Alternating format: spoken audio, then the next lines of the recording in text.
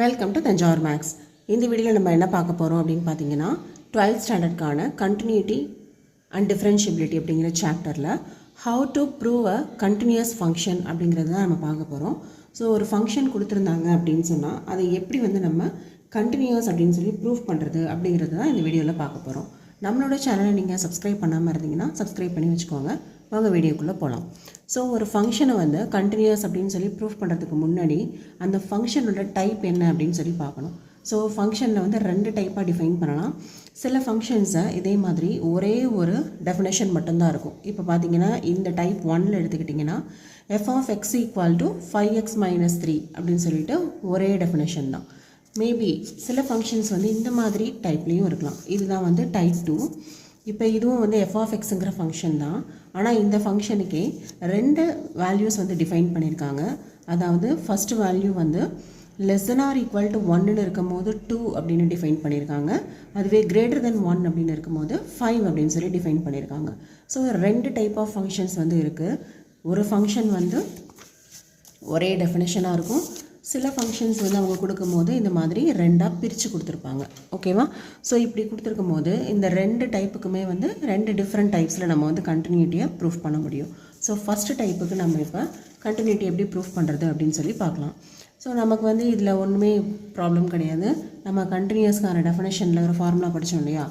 Limit x tends to c f of x equal to f of c. So இதை தான் நம்ம என்னென்னு சொல்லுவோம்? லிமிட் வேல்யூன்னு சொல்லுவோம். இதை ஃபங்க்ஷன் வேல்யூன்னு சொல்லுவோம். இந்த மாதிரி ஃபங்க்ஷன் கொடுத்துருந்தாங்க அப்படின்னா நீங்கள் லிமிட் வேல்யூ என்னென்னு கண்டுபிடிங்க, ஃபங்க்ஷன் வேல்யூ என்னென்னு கண்டுபிடிங்க. ஸோ லிமிட் வேல்யூவும் ஃபங்க்ஷன் வேல்யூவும் ரெண்டுமே சேமாக இருந்தது அப்படின்னு சொன்னால் இந்த ஃபங்க்ஷனை நம்ம கண்டினியூஸ் அப்படின்னு சொல்லிடலாம்.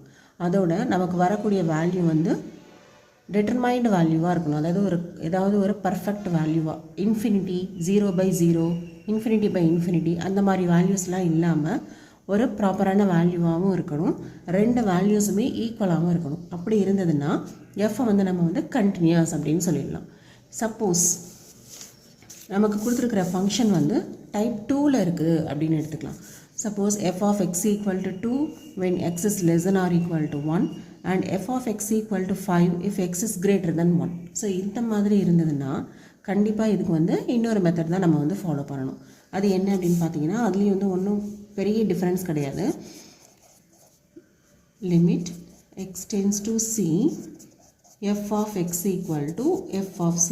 இதுதான் நம்மளுக்கு ஜென்ரலாக கண்டுபிடிக்கக்கூடிய கண்டினியூட்டி ஃபார்முலா இல்லையா?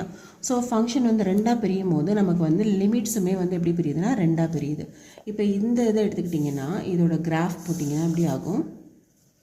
இங்கே 0 இருக்குது, இங்கே 1 இருக்குது. ஸோ இது எக்ஸ் ஆக்சிஸ், இது ஒய் ஆக்சிஸ்.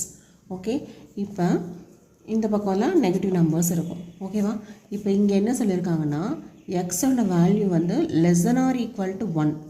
அப்போது 1 இதை விட கம்மியாக, 1ம் இதை விட கம்மியாக இருக்கிற வரைக்கும் இதோட வேல்யூ என்னென்னா 2. இப்போ ஒய் ஆக்சிஸில் எப்படி மார்க் பண்ணுவோம்? இது 1, இது 2, 3 இப்படி மார்க் பண்ணுவோம் இல்லையா?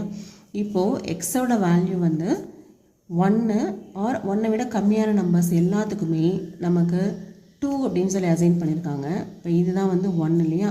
இங்கேருந்து ஃபுல்லாகவே 0க்கு, -1க்கு, -2க்கு எல்லாத்துக்குமே இந்த வேல்யூ 2 தான். ஓகே, நெக்ஸ்ட்டு இதுதான் first f of x equal to 2 if x is less than or equal to 1. Okay, next என்ன கண்டிஷன்னா எக்ஸ் கிரேட்டர் தென் 1ஆக இருக்கும்போது, இப்போ 1ங்கிறது இங்கே இருக்குது, இப்போ கிரேட்டர் தென் 1னா இந்த பக்கம். ஸோ கிரேட்டர் தென் 1 அப்படின்னா 1.5ஆகவும் இருக்கலாம், இல்லை 1.05ஆகவும் இருக்கலாம். இந்த 1.05ம் 1 விட பெரிய நம்பர் தான் இல்லையா? அப்போ எக்ஸை விட பெரிய நம்பராக போகும்போது, 1 விட பெரிய நம்பராக எக்ஸ் இருக்கும்போது அப்படி இருந்ததுன்னா அதோட வேல்யூ எங்கே போகுதுன்னா 5க்கு போகுது. அப்போ இங்கே இருக்கிற 1, அப்போ அடுத்து இந்த இடத்துல தான் நமக்கு என்ன வரும்னா 1 அதாவது 1 விட பெரிய நம்பர்ஸ்லாம் இந்த இடத்துல தான் ஸ்டார்ட் ஆகுது. இங்கே வரும்போது கிராஃப் எங்கே போகணும்னா 5க்கு. இங்கே நம்ம 1, 2 போட்டிருக்கோம், 3, 4, 5 மேபி இந்த இடத்துல இருக்குது அப்படின்னா இந்த 5ங்கிற நம்பர். இப்போ இங்கே இருந்த 1 அப்படிங்கும்போது 2ல் இருந்தது கிராஃபு, இப்போ 1.5 இல்லை 1.05 ஒன்றுக்கு அடுத்த நம்பர் போகும்போதே அதோட கிராஃப் வந்து எங்கே போயிடுதுன்னா இங்கே வந்துடுது.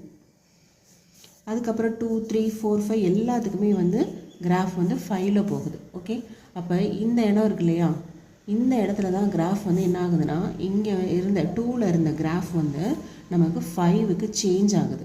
ஓகே, இது வரைக்கும் 2ல் இருந்த கிராஃபு இந்த 1ங்கிற நம்பருக்கு அடுத்து போகும்போதே 5க்கு சேஞ்ச் ஆகுது. இந்த சேஞ்சிங் பாயிண்டில் மட்டும் நம்ம வந்து கண்டினியூட்டியை செக் பண்ணால் போதும். ஏன் அப்படின்னு பார்த்தீங்கன்னா இந்த 1க்கு முன்னாடி உள்ள எல்லா பாயிண்ட்ஸ்லேயுமே இந்த கிராஃப் வந்து எப்படி இருக்குன்னா ஒரு கண்டினியூஸ் ஃபங்க்ஷனாக தான் இருக்குது. இது பார்த்தீங்கன்னாவே தெரியுது, எந்த இடத்துலையுமே நம்ம வந்து கையை எடுக்க வேண்டியதில்லை, டைரெக்டாக அப்படி போய் நம்மளால் வரைய முடியும். கை எடுக்காமல் இது வரைக்கும் வரைய முடியுது. ஸோ 1க்கு முன்னாடி வரைக்கும் உள்ள எல்லா பாயிண்ட்ஸ்லேயுமே ஃபங்க்ஷன் வந்து கண்டினியூஸாக இருக்குது. அதே போல் 1க்கு அடுத்து உள்ள பாயிண்ட்ஸ்லேயும் வந்து கண்டினியூஸாக தான் இருக்குது. ஆனால் இந்த இடத்துல தான் சேஞ்ச் ஆகுது. 1க்கு பக்கத்தில் நியர்பை 1 தான் வந்து இந்த கிராஃப் வந்து 2லேருந்து 5க்கு வந்து சேஞ்ச் ஆகுது. ஸோ இப்போ இந்த ஃபங்க்ஷன் வந்து கண்டிப்பாக எப்படி இருக்குன்னா டிஸ்கண்டினியூஸாக இருக்குது. நமக்கு பார்த்தாவே சொல்ல முடியும். இங்கே இருக்கிற கிராஃப் வந்து திருப்பி நம்ம கையை எடுத்துகிட்டு தான் இங்கேருந்து இந்த கிராஃபை வந்து வரைய முடியும். ஸோ எப்போ வந்து ஒரு ஃபங்க்ஷனோட கிராஃபை, ஃபார் எக்ஸாம்பிள் இப்போ இந்த கிராஃப் எடுத்துக்கோங்க, இந்த ஃபங்க்ஷன் எடுத்துக்கிட்டிங்கன்னா இதுக்கு நீங்கள் கிராஃப் போட்டிங்கன்னா எப்படி இருக்கும், எக்ஸ் ஆக்சிஸ் ஒய் ஆக்சிஸ் போடுவோம், எக்ஸ் அண்டு ஒய், இது 0.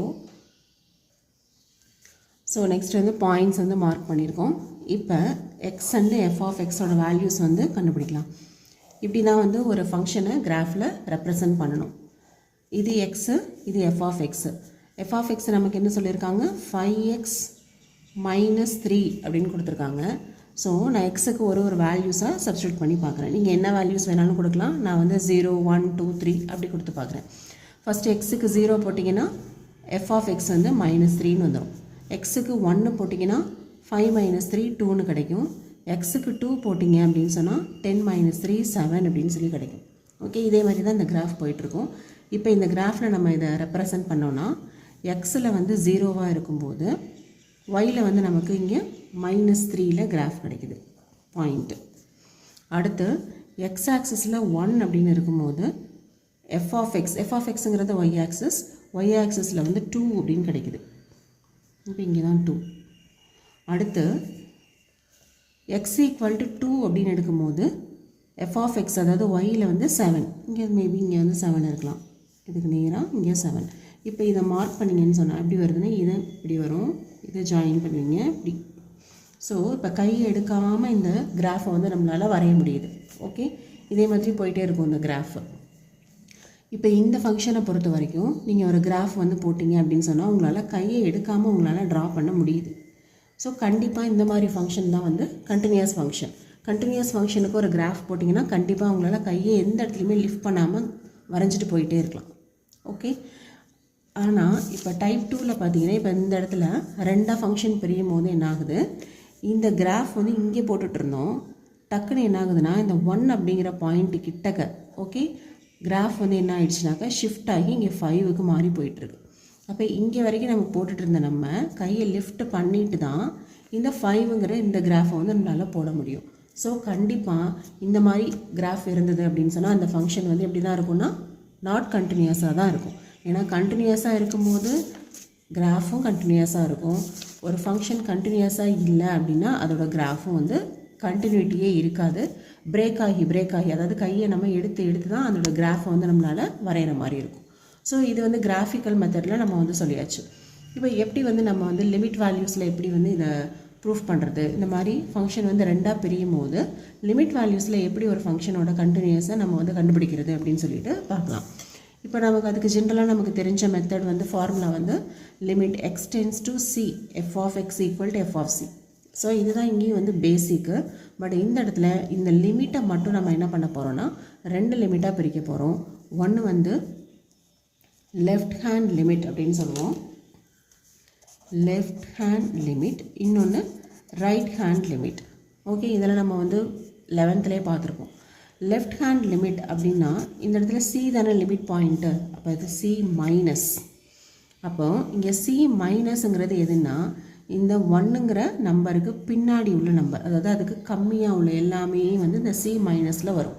ஸோ நீங்கள் இந்த ஃபங்க்ஷனை செக் பண்ணும்போது லெஃப்ட் ஹேண்ட் லிமிட் செக் பண்ணிங்கன்னா less than or equal to 1, அதாவது 1ங்கிறத விட கம்மியாக உள்ள நம்பர்ஸுக்கு நீங்கள் செக் பண்ணணும். அடுத்தது right hand limit. Right hand limit அப்படின்னா இங்கே லிமிட் பாயிண்ட் வந்து நமக்கு சி தான், அதனால் ரைட் ஹேண்ட் லிமிட்டை சி ப்ளஸ் அப்படின்னு சொல்லி போடணும். ஓகே, இங்கே சி ப்ளஸ்ஸுங்கும் போது நம்ம என்னென்ன பாயிண்ட்ஸ்லாம் செக் பண்ணணும்னா கிரேட்டர் தென் 1 அதுக்குள்ளே தான் வந்து சி ப்ளஸ், அதுதான் அதோட ரைட் ஹேண்ட் லிமிட். ஏன்னா இங்கே நமக்கு லிமிட் வந்து 1. ஓகே, ஸோ இங்கே 1 கிட்டக்க மட்டும்தான் இந்த கிராஃப் வந்து சேஞ்ச் ஆகுது, மற்ற எல்லா இடத்துலையும் கண்டினியூஸாக இருக்குது. அதனால் நம்ம மெயினாக செக் பண்ண போகிற பாயிண்ட்டே வந்து எதுன்னு தான் பார்த்தீங்கன்னா 1ங்கிற பாயிண்ட் தான். அதனால் அந்த 1க்கு லெஃப்டில் உள்ளதெல்லாம் செக் பண்ணோன்னா அதுதான் வந்து லெஃப்ட் ஹேண்ட் லிமிட். 1ங்கிறதுக்கு ரைட்டில் உள்ள நம்பர்ஸ்க்கெல்லாம் செக் பண்ணோன்னா அதுதான் வந்து ரைட் ஹேண்ட் லிமிட். ஸோ இப்போ இந்த கண்டிஷன் இந்த limit X tends to C F of X அப்படிங்கிற இந்த கண்டிஷன் வந்து என்னவா ஷிஃப்ட் ஆக போகுது அப்படின்னு பார்த்தீங்கன்னா ரெண்டாக, இங்கே எப்படி நமக்கு ஃபங்க்ஷன் வந்து ரெண்டாக பிரிஞ்சுதோ அதே போல் இந்த லிமிட்டும் இப்போ ரெண்டாக பிரிய போகுது. ஸோ இந்த லிமிட் வந்து 2 லிமிட்டாக பிரிய போகுது. ஒன்று limit X tends to C minus F of X, அதாவது இது வந்து நம்மளோட left hand limit which is equal to limit X tends to C plus F of X, இது நம்மளோட ரைட் ஹேண்ட் லிமிட். இந்த ஒரே லிமிட்டாக இருந்தது, எக்ஸ்டென்ஸ் டு சி அப்படின்ட்டு ஒரே ஒரு லிமிட் தான் இருந்தது. நமக்கு 2 ஃபங்க்ஷன், அதாவது ஃபங்க்ஷன் வந்து ரெண்டாக பிரிஞ்சதுனால இந்த லிமிட்டையும் நம்ம ரெண்டாக பிரிக்கிறோம். அப்போ எக்ஸ்டென்ஸ் டு சி அப்படிங்கிற அந்த ஒரு லிமிட்டை நம்ம x tends to C minus x tends to C plus, அதாவது left hand right hand left hand limit right hand லிமிட்டுன்னு சொல்லிட்டு ரெண்டாக நம்ம வந்து பிரிச்சிருக்கோம்.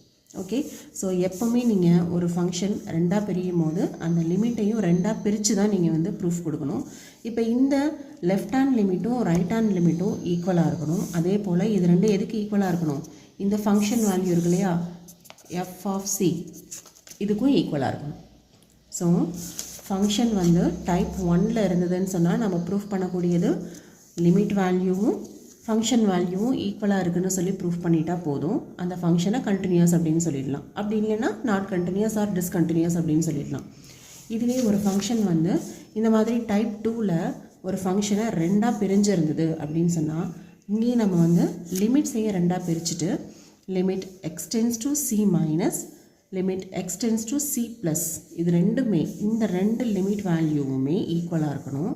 அதே போல் இந்த 2 லிமிட் வேல்யூஸோட ஆன்சர் இருக்கும் இல்லையா, அதுவும் இந்த ஃபங்க்ஷன் வேல்யூக்கு ஈக்குவலாக இருக்கணும். ஸோ இங்கே நம்ம செக் பண்ண போகிறது 2 வேல்யூஸ் மட்டும் செக் பண்ணுவோம். பட் இங்கே வந்து நம்ம வந்து 3 வேல்யூஸ் வந்து செக் பண்ணுவோம். ஸோ இதுதான் வந்து மெத்தடு. இந்த மெத்தடை யூஸ் பண்ணி தான் நம்ம வந்து மோஸ்ட் ஆஃப் த சம்ஸ் வந்து சால்வ் பண்ண போகிறோம். நமக்கு வந்து இந்த 5.1ல் மேக்ஸிமம் எல்லா ஃபங்க்ஷன்ஸுமே வந்து ரெண்டாக பிரித்து தான் கொடுத்துருக்காங்க. ஒரு ஃபங்க்ஷனுக்கும் 2 வேல்யூஸ் இருக்கிற மாதிரி தான் 5.1ல் உள்ள மேக்ஸிமம் சம்ஸ் இருக்குது. ஸோ இந்த டைப் 1 அண்ட் டைப் 2வை நல்லா நீங்கள் வந்து பார்த்து வச்சுக்கோங்க. இதில் ஏதாவது டவுட் இருந்தால் கண்டிப்பாக நீங்கள் கமெண்ட் செக்ஷனில் கேளுங்க. சப்போஸ் இப்போ வந்து உங்களுக்கு ஒரு டவுட் வரலாம், ஒருவேளை லெஃப்ட் ஹேண்ட் லிமிட்டும் ரைட் ஹேண்ட் லிமிட்டும் ஈக்குவலாக இல்லை அப்படின்னா என்ன பண்ணலாம் அப்படின்னா கண்டிப்பாக அது வந்து டிஸ்கண்டினியூஸ். லெஃப்ட் ஹேண்ட் லிமிட்டும் ரைட் ஹேண்ட் லிமிட்டும் ஈக்குவலாக இருக்கணும். அதுவும் ஃபங்க்ஷன் வேல்யூவுக்கும் ஈக்குவலாக இருந்தால் மட்டும்தான் அந்த ஃபங்க்ஷனை நம்ம கண்டினியூஸ் அப்படின்னு சொல்லலாம். சப்போஸ் இதில் ஏதாவது ஒன்று வந்து நாட் ஈக்குவலாகவே போயிடுச்சு அப்படின்னா கண்டிப்பாக அந்த ஃபங்க்ஷன் வந்து நாட் கண்டினியூஸ், அதாவது டிஸ்கண்டினியூஸ் ஃபங்க்ஷன் அப்படின்னு தான் சொல்லுவோம். ஓகே, அண்ட் அது எந்த இடத்துல வந்து அது டிஸ்கண்டினியூட்டி வந்து ஸ்டார்ட் ஆகுது அப்படின்னா இங்கே உள்ள லிமிட். இப்போ இந்த ஃபங்க்ஷனை எடுத்துக்கிட்டிங்கன்னா இது ஒரு டிஸ்கண்டினியூஸ் ஃபங்க்ஷன் தானே, இது ஒரு டிஸ்கண்டினியூஸ் ஃபங்க்ஷன். ஏன்னா கிராஃப் வந்து less than or equal to 1ங்கும் போது இப்படி இருந்த கிராஃபு கிரேட்டர் தென் 1ங்கும் போது 5க்கு மாறுது. ஓகே, அப்போ இந்த 2ல் இருந்த கிராஃப் 5க்கு சேஞ்ச் ஆகுது. அப்படி இருக்கும்போது இப்போ இது வந்து ஒரு டிஸ்கண்டினியூஸ் ஃபங்க்ஷன் தான். இப்போ இது எந்த இடத்துல எந்த பாயிண்டில் இதுக்கு வந்து டிஸ்கண்டினியூட்டி ஸ்டார்ட் ஆகுது அப்படின்னு பார்த்தீங்கன்னா எந்த இடத்துல மட்டும் இது வந்து டிஸ்கண்டினியூட்டியாக இருக்குதுன்னு பார்த்தீங்கன்னா இந்த 1ங்கிற நம்பரில் தான். ஓகே, அது 1க்கு முன்னாடி வரைக்கும் அது கண்டினியூஸாக இருந்தது, 1க்கு அப்புறம் வரைக்கும் அது அப்புறமும் அது கண்டினியூஸாக தான் இருக்குது. ஆனால் இந்த 1 அப்படிங்கிற பாயிண்டில் அரவுண்ட் த பாயிண்ட் 1ல் தான் அது வந்து டிஸ்கண்டினியூட்டியாக இருக்குது. So this function is discontinues at X equal to 1 அப்படின்னு சொல்லி நம்ம வந்து கொடுத்துடலாம். ஓகே, இதோட இந்த வீடியோ வந்து கம்ப்ளீட் ஆகிடுச்சு. உங்களுக்கு இதில் ஏதாவது டவுட்ஸ் இருந்ததுனாலோ இல்லை ஏதாவது புரியலை அப்படின்னாலோ நீங்கள் வந்து கமெண்ட் செக்ஷனில் கேளுங்க.